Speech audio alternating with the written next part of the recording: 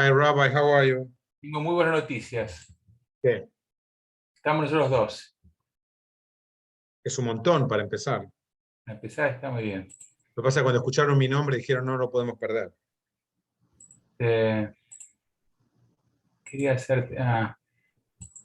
te acabo de hacer el co-host.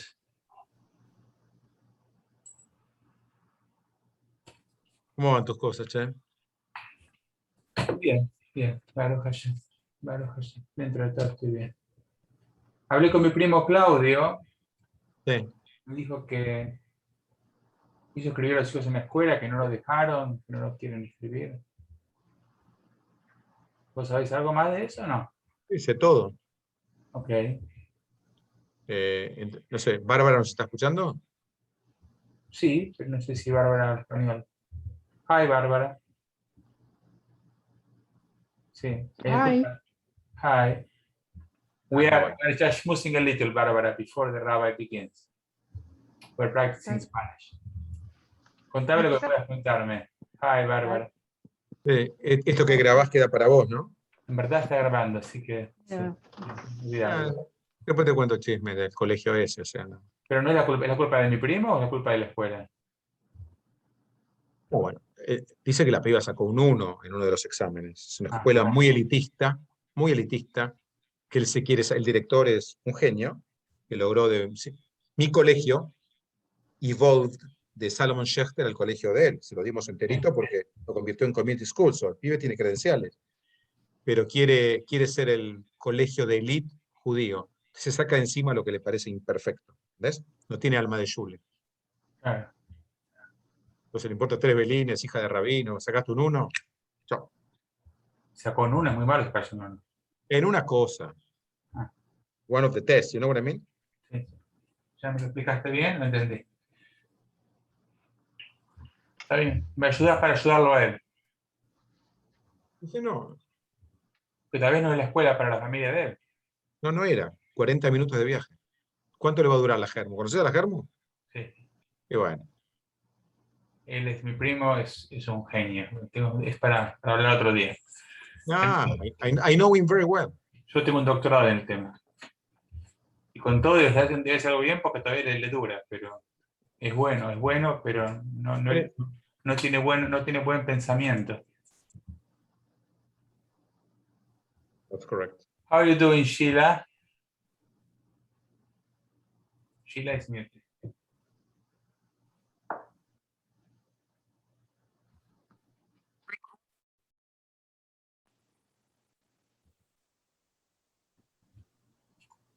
Voy a mutear un segundo.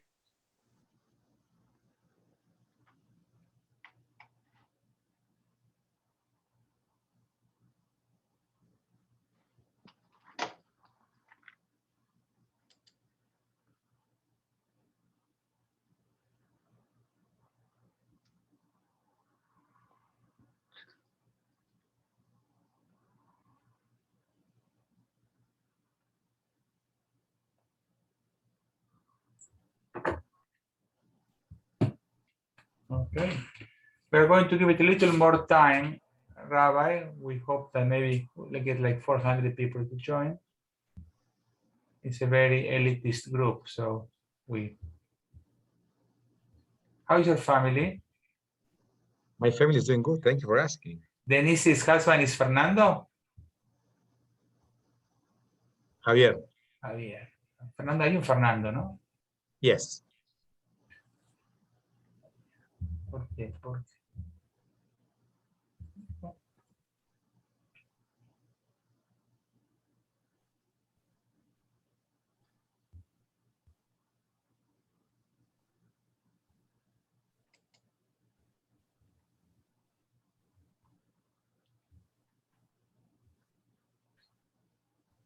Okay.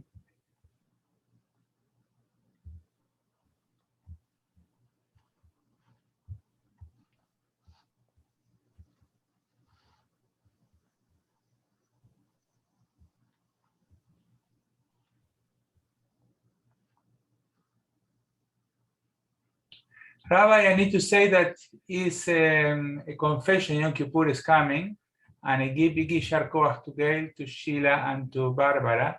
But it is embarrassing that we don't have more people. So if I don't say that, I will feel very, very bad with myself. I'm really feeling bad, and I feel that it reflects poorly on us. If you, okay, I should say the same to Sufjan. So it looks better, but still not what.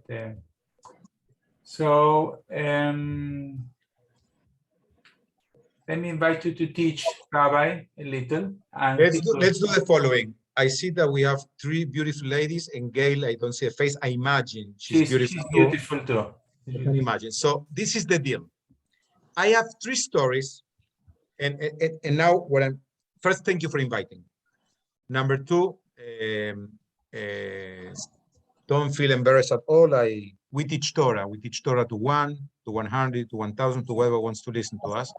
And I'm sure that I will learn from the comments I will receive. Now, what I was planning to do, first, I don't need to tell the ladies that you are considered among the rabbis one of the top 2 when it comes to knowledge, kindness, wisdom, and I'm one of your admirers. So that's why I love the opportunity to be with your people. What I will do is the following. I brought 3 stories. And when I mean stories, I don't know who speaks Yiddish here, but those are not Bugemaises. It's not a story, no. Those are 3 wise Jewish men who wrote these 3 stories, and you will hear in a minute. And if you know one of them, you will forgive me. But I think it's fresh material. One story is related to Abraham Yoshua Heschel's life. One story is related to Shai Agnon, the Nobel Prize in Literature. And the other one is related to Primo Levi, which is an Holocaust survivor and a great author. Good stuff so far, no? Excellent. Excellent.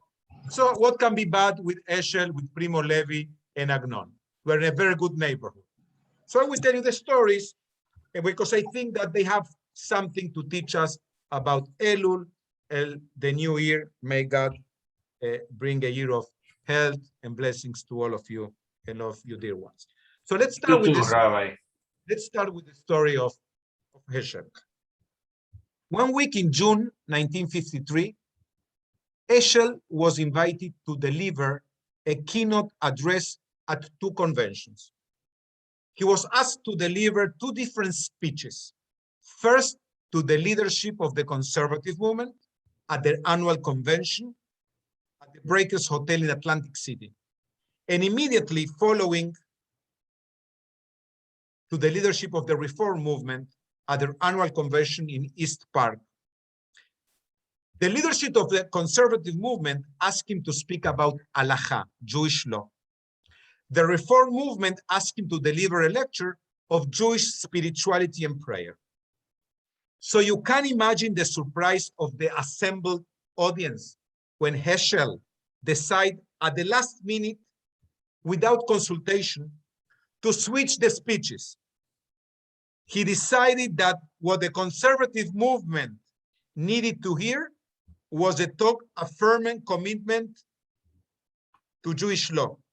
Rather, he delivered a sting rebuke of the conservative movement for what he called the lack of spirituality. And he said, I have been in America for 13 years, and I've not discovered America, but I have discovered something about America.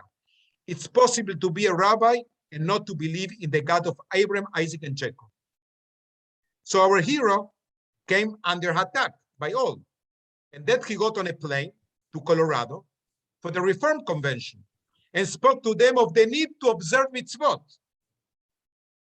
In a non-too subtle reproach of the Reform movement, he said, how grateful I am to God that there is a duty and that Judaism requires leaps of action, not just leaps of faith. Here too, not surprisingly, reaction to Heschel's remarks were swift. Several rabbis rose to their feet and start screaming for his defense of Jewish law and for his critique of the humanistic tendency of the Reform Judaism. No, now I'm talking to Rabbi Manes. I wonder how Eshel must have felt on the plane back to New York, having successfully alienated himself from the ascendant leadership of at least 2/3 of North American Jewry. I think it's a great story, and it confirms first that Eshel would probably not have been a very good congregational rabbi.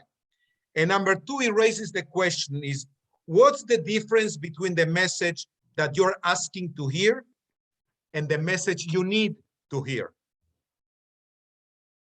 You understand? The conservative movement wanted him to confirm that they are doing great. The reform movement wanted him to confirm that they are doing great. And he decided to tell those what they were lacking. And I think that this works for me as an individual, me as a community teacher, but we as families, no? How many times we don't have the real conversation with the family members because we are afraid, we don't want to be rude, no? Your son didn't answer the proper way by saying, I don't want to enter, no? Or your daughter-in-law, or vice versa. It's always the daughter-in-law, it's never the son, no? Our kids are phenomenal. The problem are the spouses. Now, what I'm trying to say is that what Eshel did, I think, it's a piece to deliver for a sermon, which says, what do you want to do? What do you expect from a shul? To tell you that you're amazing, or to really tell you what our faults are? What do you need from a rabbi? Just to confirm that our life is, or you want him to challenge you?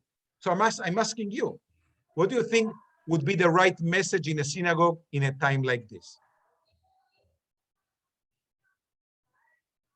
What our people need to hear in a Rosh Hashanah Yom Kippur for the second time up during COVID, when normalcy, it's part of our history, it's not a reality. What do you think our members want to hear?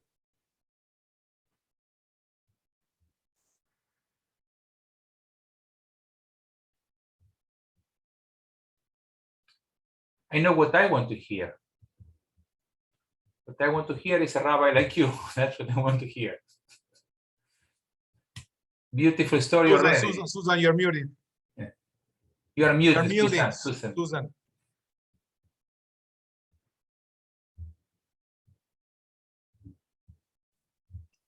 So can you hear? Is it okay now? Okay. I think people essentially always want to hear that which comforts them and doesn't challenge them, but I think they need to hear what challenges them. And even with COVID, we have to think about what are not just what comforts, but and what reassures us, but what our challenges are and how to face our challenges. Thank you.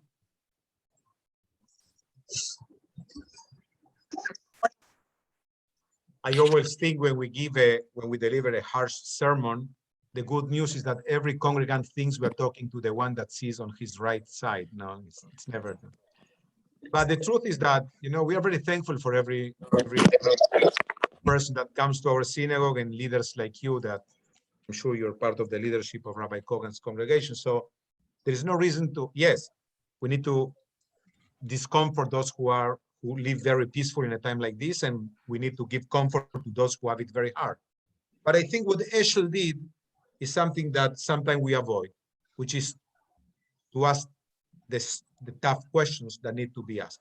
And I think, I always say that, it's not mine, this is the Jewish tradition, that God is not asking me if I'm like Moses. He's asking me if I'm the best version of what I can be. And this is what I expect from me and for my kids and for my partner, for my spouse. I expect us to be the best we can be. And I'm sure that the question is not if in 57, 82, I will be X, but if I will be a little bit higher in every field of my life, like in 57, 81. So this is what this story invites me as I prepare myself for the high holy. Want me to go to the second story? Please go, Rabbi. Do you want? I already have one sermon. Let's see if I can get two. Okay, this, you will adore this story. Agnon, in his collection of stories of the high holidays, called Sipurei Yom Kippurim, uses very, very often the image of the talit. For Agnon, it comes to represent much more than a mere piece of cloth. In one of his stories called Pishnaim, in English, twice over, the protagonist sits at home. Listen to the image. This is Agnon telling us. He sits at home before the holidays, unable to decide which of the two talitot to wear. Like some of us, he owns more than one. The first one he received as part of an inheritance. His father-in-law was a great scholar and had an extraordinary collection of Sforim, of holy books. When his father-in-law died, the books were divided by the children. One special book was sent to him and was wrapped in a talit. This talit came to represent his past, the old world, the voices of his predecessor. The second talit was very different. He had purchased this one for himself. When he made Aliyah to Israel, he bought a new talit. He has moved to a neighborhood full of Hasidim, and whatever type of talit they wear, he wanted to have the same kind of fit. He wanted to fit. So this second talit represented everything he hoped to be. It was this realized future, a future. Now, so he has the two talitot before him, and the story unfolds. Our man has a debate on which one he should wear to the synagogue that holiday. The new one, the one that represents his future, symbolic of the life he so desperately wants, or the old one that signifies the past, not only his father-in-law, but the learning and values of the old world, an almost mythical yesterday that he sought to embrace. He agonizes, deliberates, hits, and anguish, measuring the merit of each one, and finally, he's unable to decide. He lays them both out, closes his eyes, and takes whichever one is closer and runs to shul. He arrives at shul and walks in to an empty sanctuary. Services are over. His deliberation caused him to miss the critical moment of prayer. His inability to decide between the two talitot preventing him from arriving at all. And Agnon writes, "There I was like an apothecary, so long at work mixing powders for a drug. In the meantime, the patient died." I think it's brilliant. He needs to decide between yesterday and tomorrow. And instead of deciding immediately what's needed, it takes time, and he missed the train. What do you think?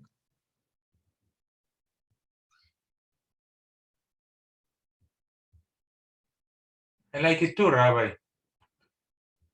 My take is that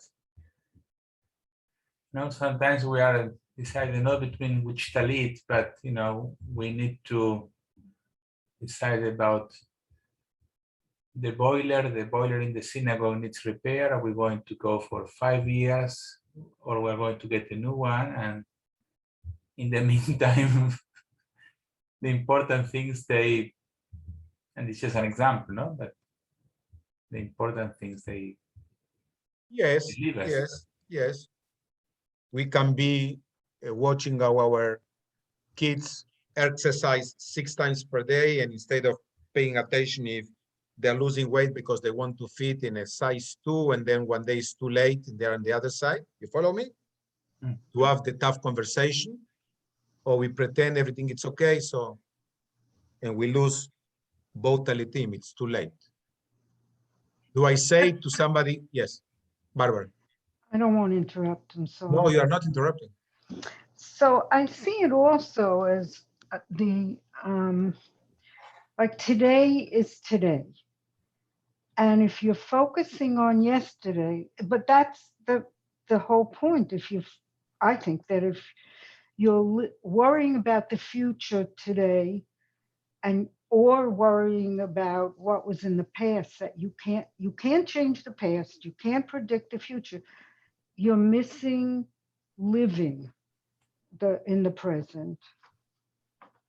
Yes. Thank you, Barbara. And sometimes you can't avoid making decisions, even if they're hard decisions. In his case, he wanted to know, who am I? And in that thinking, who am I? He wasn't in the place where he needed to be. It was too late. Right. You don't have to decide things sometimes. You just have to go through the motions that you're supposed to go through without worrying about, what's going to happen in the, I mean, clearly there are things that are damaging if, you take certain steps, but, without agonizing over where you're going to be next week. Live today. Don't waste a precious day thinking too much about other times. What is your take, Rabbi, with the story? My take is sometimes you need to have firm decisions, especially in our roles. Not everything is the same. I mean, what Agnon is inviting us, I think, is to say there are some conversations that can't be avoided.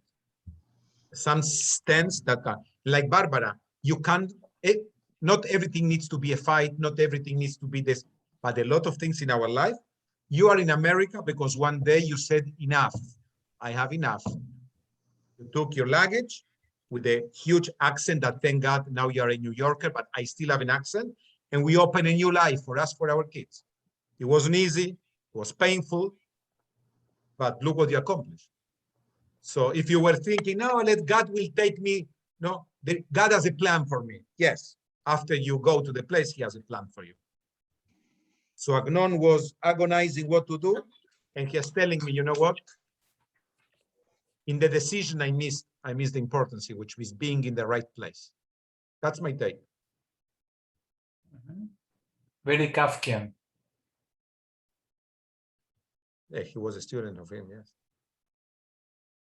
Sheila, what do you think? You like the story? You're muted. You're muted. He's going to.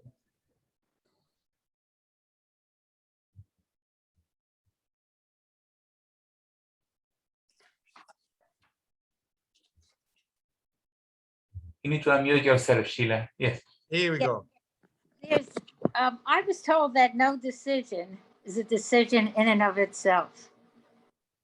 That every inaction is you're making a decision. That is your decision.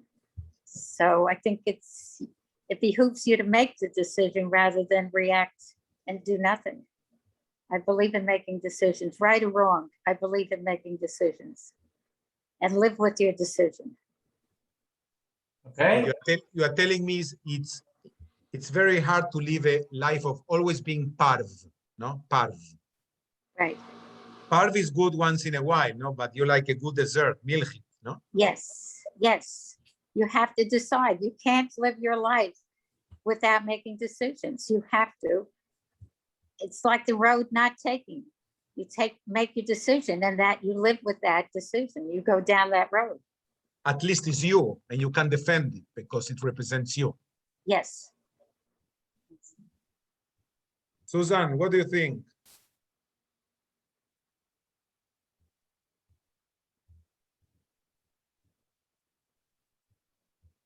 I unmuted now, yeah. I think also part of this is like, you can get really caught up in the minutia of things and things that are, and you lose perspective. And yeah, not that a talit does not Nourishkeit, but the decision making going on, and this is nourishkeit. That's not what's important. Which one you wear? It's like saying, should I wear these earrings or those earrings to shul this week?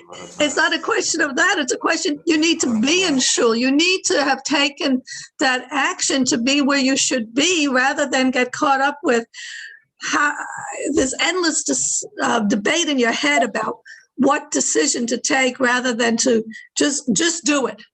Yeah, and take the step and do it and be where you need to be and focus on where you need to be focusing on, and not to focus on the distractions.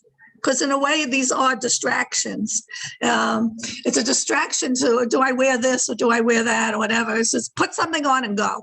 Just be there, and be there in your head where you need to be, not to just endlessly debate with yourself. Yes, yes.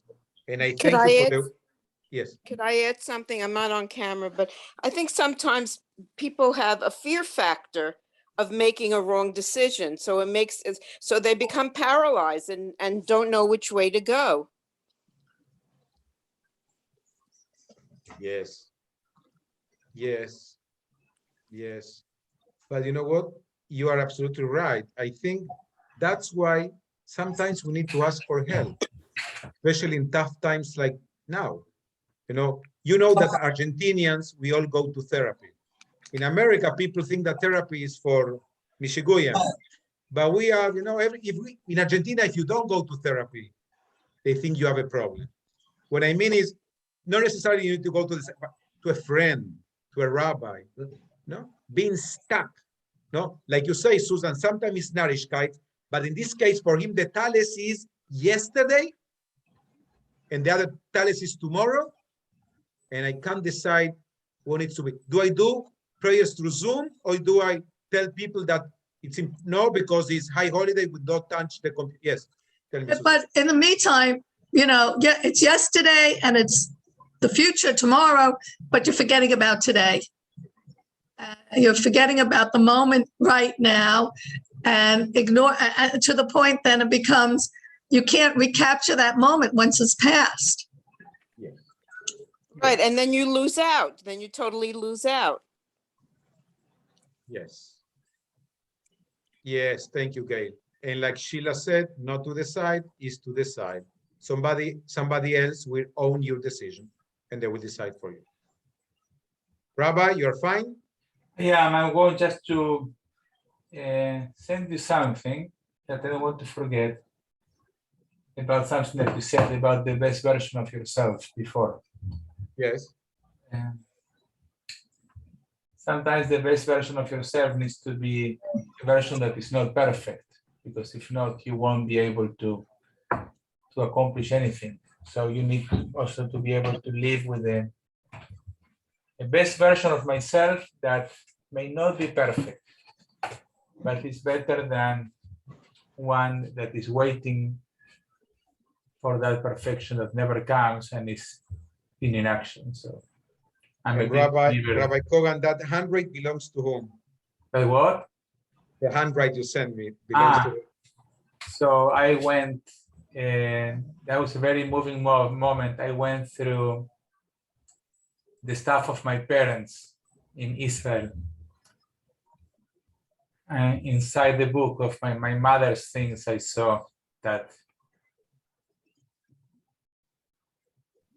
I imagine that. That's why I asked you. I wanted you to tell us. Yeah. Rabbi just sent me a phrase from Mom that says, I shouldn't compare myself to the version of others, but to the best I can be, which is exactly what we were talking. Yes. And this is it is my mother's handwriting. And she apparently put it on her night table or on her desk to remember.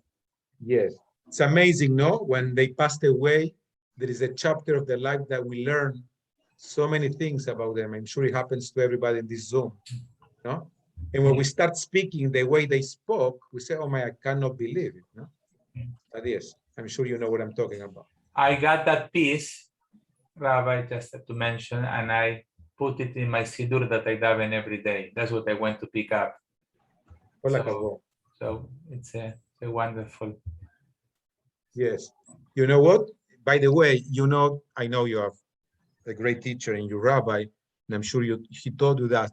One of the main prayers in Rosh Hashanah, which I love, is Ayom Harat Olam. Ayom Harat Olam can be translated like, today the world is pregnant. Correct, Rabbi? Because you know that Rosh Hashanah is the symbolic anniversary of the creation of the world. So Ayom Harat Olam, I'm giving birth to the world, which is an invitation to everybody to give birth to himself again. Before this Zoom, I had a Zoom with the parents of our ECA, our early childhood education. And I see these young parents afraid with COVID, sending their kids, and I say, you're afraid because you're giving birth to your kid 2 years old again. He will come with backpacks to our school, and you trust that the teacher will have the mask and it will be up 6 feet apart, and we will do the best. But yet, it's a new day. You are delivering him or her again. And this is what Rosh Hashanah represents. If we take the opportunity to, I'm not saying a new birth, we don't speak that word. This is more Christianity, I'm born again. Poquito born again. Abisele, you know what abisele means? Abisele. All of us needs to reborn again in some areas, no? I want, if you allow me, Rabbi, just something very, very short. 60 years ago, 60 weeks ago, that was in around June 2020, that was as soon as the governor of New York gave permission to open synagogues. 2 weeks later, the leadership of the shul decided that we open in person. And since then, we are open for services in person, morning and evening, every day. We have a minyan every day in person, before the vaccines came. We're talking about June 2020. Not everybody came to shul. Most people who are here in the Zoom didn't come to shul. Some came later on. Some people don't come yet. We have streaming, we have Zoom, but I'm just mentioning it because it was a big decision. And the leadership of the shul decided we are going to go. And, could have been, Baruch Hashem, it worked out okay. But I'm just saying, coming back to the decision, someone made a decision, I suppose. And other shuls did not open. We are the only shul who opened. I would say. What's your plans for these high holidays? What are you doing? So we are opening in person and streaming. And in person, you have a maximum of people, or no? I mean, we have 250 people. This will be the maximum you will allow. Yes, but it's a huge number. It's very big, yes. So we'll see. Not everybody is going to come, but I'm just giving an example that people, after things work out okay and we open and we have a minyan every day, not only every Shabbat, every day, people say, oh, I admire you. But I think what they admire us is that they admire us that we made a decision.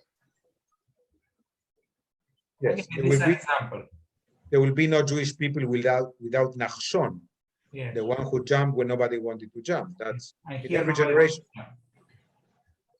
Okay, so because it's 8:18 and I'm very respectful of your time, do I go with my third story? Please. How am I doing so far? I love you, Rabbi. Thank you. Okay. Primo Levi. I told you it's not Kleinigkeit for those who understand Yiddish. I'm not talking small, talking big. Heschel, Agnon, Primo Levi. Primo Levi, the great author and Holocaust survivor, wrote a short story called The Mirror Maker. It tells of a young man named Timothy, whose father and all his ancestors, as far back as anyone could remember, were in the business of making mirrors. So Timothy continued the trade and began as an apprentice making mirrors. But there was something different about Timothy, because although he spent his days making the regular flat mirrors that people will buy for their homes, in the evening, he would make different kind of mirrors. Some were colored, some milky white. Some made people look thin, others short and fat. One made people seem distant, another too close. However, the most ambitious and creative mirror Timothy made was called the meta-mirror. A meta-mirror is a metaphysical mirror that does not obey the law of optics, but shows your image, listen, as you are seen by the person who is standing before you. The idea was ancient, but Timothy, using all his skill, was the first to actually make one. So he took his meta-mirror, flexible and adhesive, and tried out. When he looked at himself, he saw nothing special, just a slightly balding 30-year-old with a dreamy yet slightly neglected hair. So he brought the mirror to a woman who he had been trying unsuccessfully to court for many months. She put the mirror on her forehead and he saw himself, not just with the receding hairline, but completely bald, his lips hanging half open, his teeth rotted, and positively moronic look at his face. He walked away, dejected, never to see her again. He brought the meta-mirror to his mother, who also put it on her forehead. In it, Timothy saw an angelic 16-year-old, blonde hair, combed perfectly, exactly the way he looked in his school photos. You see, in his mother's eyes, he had not changed in the last 15 years. The next meta-mirror Timothy brought to another woman, Emma. Emma, who had been trying for years to get Timothy's attention. On Emma's brow, Timothy was able to see a marvelous Timothy. His torso was bare, his chest well proportioned, and he had an Apollo-like face with a serene yet hawk-like gaze. At that moment, Timothy decided that indeed Emma was the woman for him. The ending of the story is the most interesting part. Timothy took out the patent on his meta-mirror and began to try to sell them. However, every commercial attempt failed. Salesmen reported that customers were never satisfied with the image as reflected on the brow of their friends and relations. Nobody wanted to buy them. Nobody wanted to know how others perceived them. Timothy tried to sell the patent, but nobody would buy it. The story ends. Timothy resigned himself and continued to make flat mirrors, which were indeed of excellent quality until the age of retirement. Good story? Nobody wanted to know how they are perceived by others. Is this true? We don't want to know how we are perceived by others?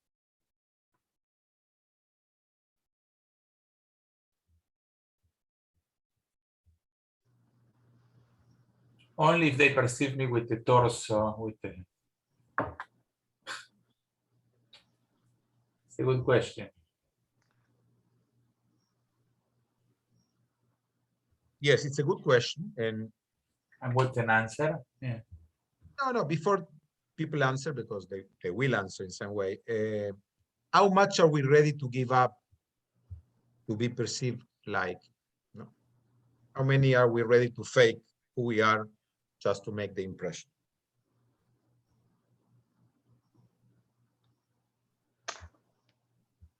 Yes, Barbara. I don't think it's a question of making a particular impression. It's, you always hope that people see you as even better than you see yourself.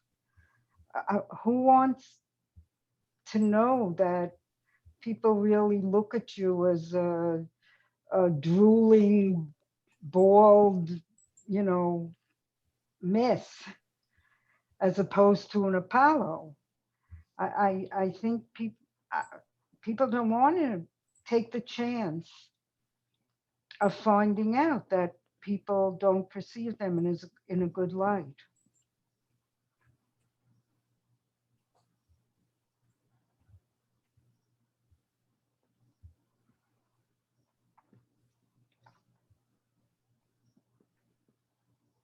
Yes, sometimes there is a gap between the way we perceive ourselves and the really image we have. No? But it, you know something, it goes two ways, because maybe I certainly know people who have very low self-esteem, and even people who they're successful in life still have that sense of being, you know, ugly or you know, a failure. So,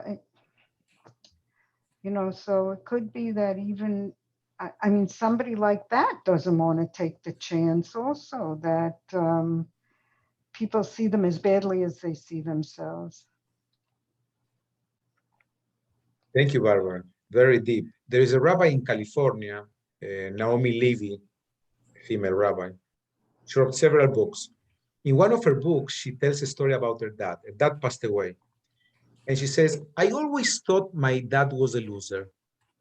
When he passed away, I start looking in his clothing and I find a suit. And in the suit, I found in every suit lottery bills. And I realized, wow, my dad had dreams. He wanted to change his reality. Maybe the way he chose wasn't exactly what my family needed, but he had something there. He knew that this reality wasn't the reality he wanted. I find the metaphor very powerful, because she thought that he never had ambitions. He was a guy of zero ambition, but that buying the lottery showed that he also was struggling inside with his reality.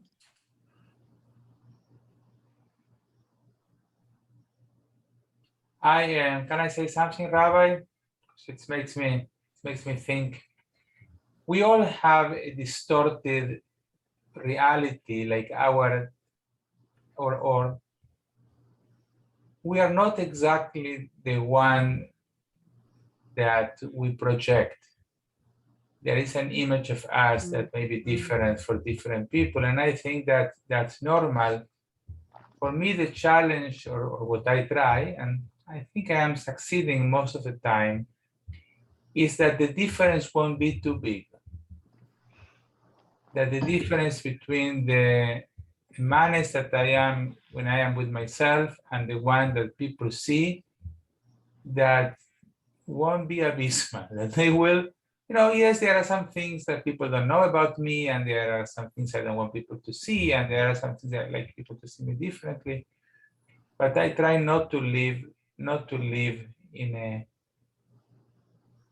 a different manners, because it takes a lot of effort.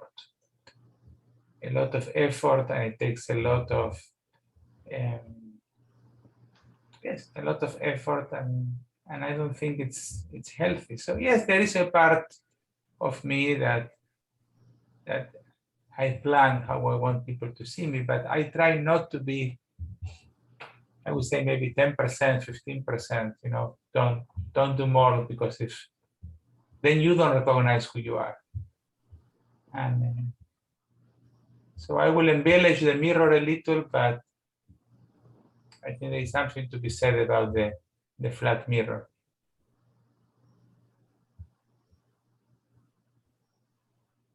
Yes. So I want to go back and say something about Rabbi Heschel. Please. Because you're going to excuse me. I mean, I'm certainly not, I mean, he was a genius. He was, you know, but this is very personal. You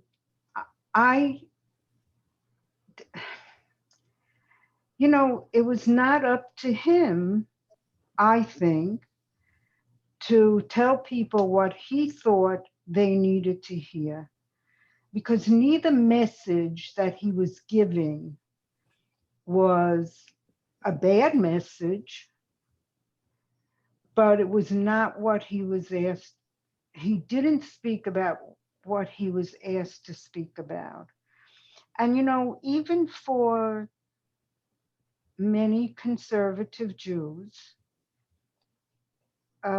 here, you know, messages about halakha and doing more mitzvot or observing more, or it's not the mess. I think in many ways that a lot of conservative Jews are closer to the Reform than they are to Orthodox in this way. But both the Reform and both the conservative, whatever level either of them is at, are connecting with Judaism, are trying to learn something from a genius.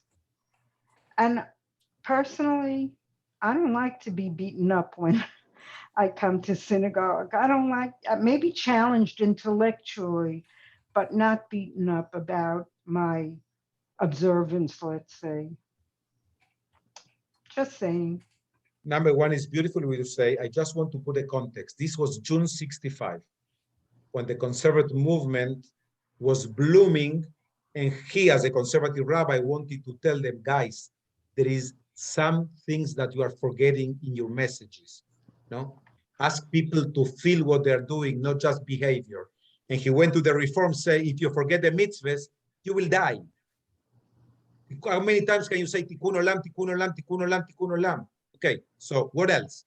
How do you transmit to the next generation tikkun olam without mitzvot? You know, this is what I think he meant.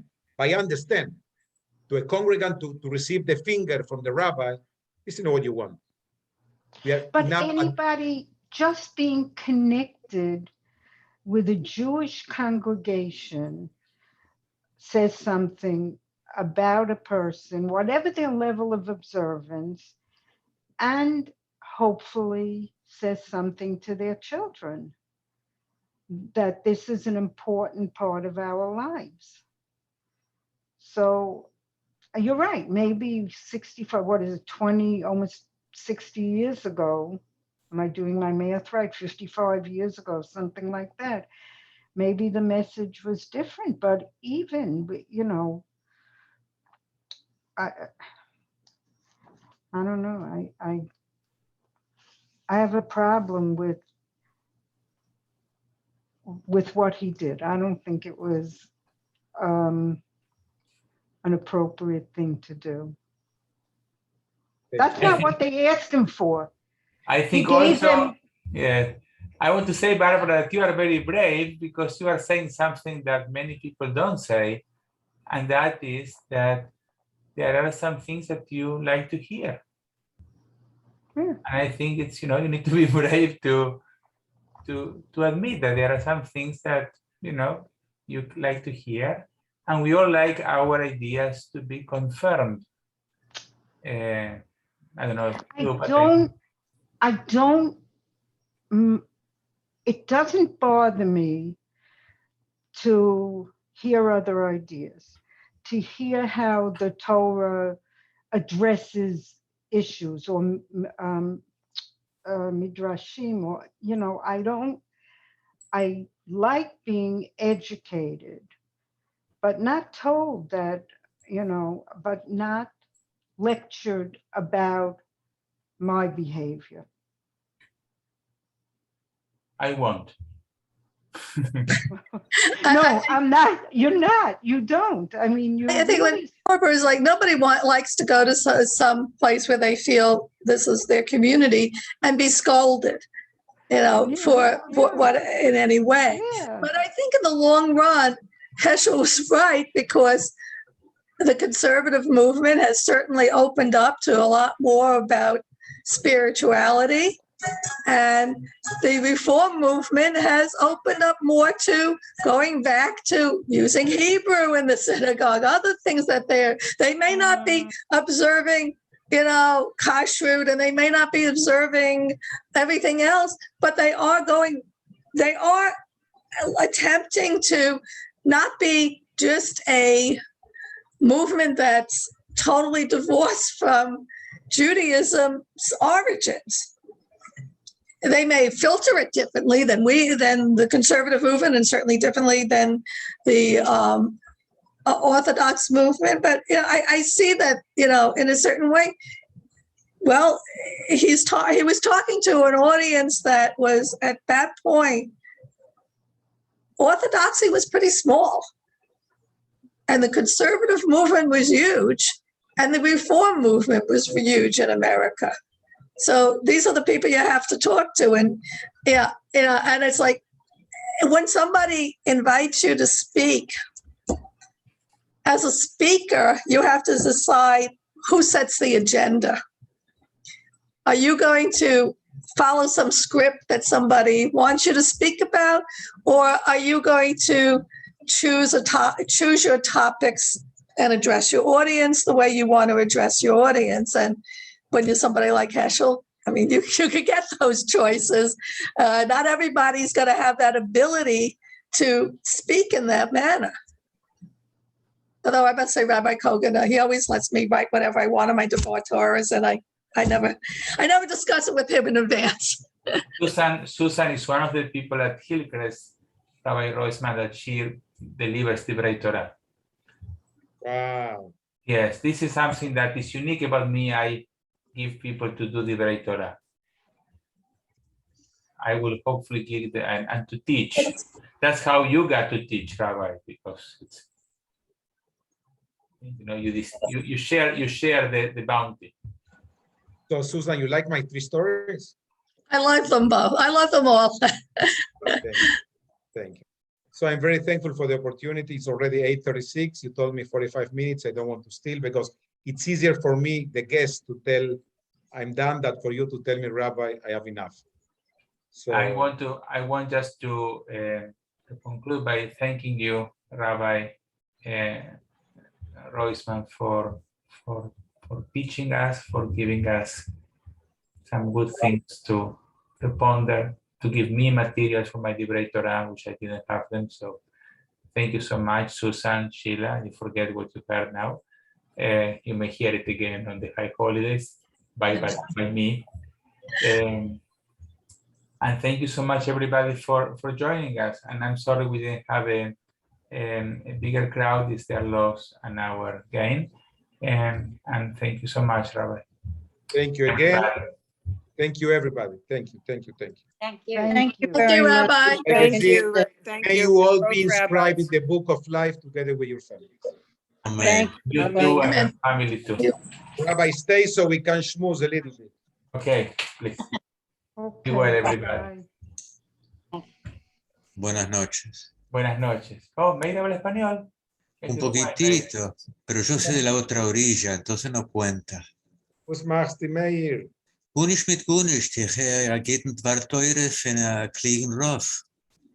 You host a very good rov there. I was referring to him and to you as well. Beide Rabunim sind Hey, Rabunim! Together with Meir, we can have a Beis Din. well, yeah, the three, well, I don't know if it would work like that. Man darf lernen ein bisschen mehr. Ich bin nicht kasa größten Talmud Chochem. But bist a größer Yiddishist, and this is genick. אתה צודק, נכון. Oh, אפילו עברית, תשמע, אתה משהו. מדברים עברית, מדברים יידיש, un poquitito de español, a little English. Meir, I need you in Miami. Wo stehst du dort? Nein, er bleibt du. No, ich wohne du in New York. Du ist besser zu sein wie dort in Miami. Going to in New York. Believe me, you are right. New York is better than Miami, I have no Yeah. doubt. Yes, I'm sorry, ich habe verloren ein Stückel von der Sicherheit bei Nacht. Ich habe auf der Weg, you recorded it, is there a tape available? Yes. Ich habe gewollt hören die Sache von der Flash, von der ich habe verloren. Meir, if you want, ich kann start from scratch. Sure, jetzt habe ich Zeit. The mayor, I will send it to you or. Very good. You have my email, Rabbi. So I'll leave you so also wird in keine reden gelassen, bequem. So mit sich noch einmal treffen. Seid gesund.